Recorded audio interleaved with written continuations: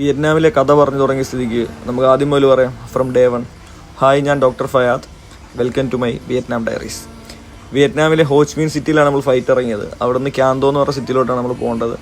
ബസ്സിൽ ഏകദേശം ഒരു 3 മണിക്കൂർ യാത്രയുണ്ട്. ഇടയ്ക്കൊന്ന് നിർത്തി റീഫ്രഷ് ആയിട്ട് ഒരു കോഫി കുടിച്ച് നമ്മൾ നേരെ ബസ്സിൽ നമ്മുടെ സ്ഥലത്തോട്ട് പോയിക്കൊണ്ടിരിക്കുകയാണ്, അതായത് ക്യാന്തോയിലോട്ട്.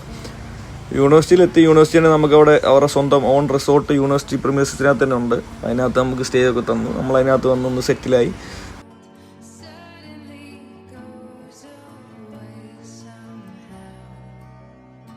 നാളെ യൂണിവേഴ്സിറ്റിയിൽ വിയറ്റ്നാം ഇന്ത്യ കൾച്ചറൽ എക്സ്ചേഞ്ച് നടക്കുന്നുണ്ട്. ഞാൻ ജസ്റ്റ് അങ്ങോട്ടൊന്ന് പോയി ഒന്ന് തല കാണിച്ചു. വലിയ കാര്യമൊന്നും ഇല്ലാത്തപ്പോൾ നൈസിങ് അവിടെ ഞാൻ മുങ്ങി.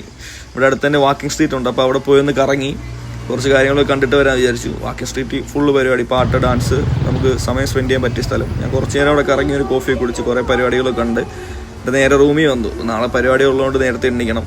നേരെ വന്ന് കിടന്നു.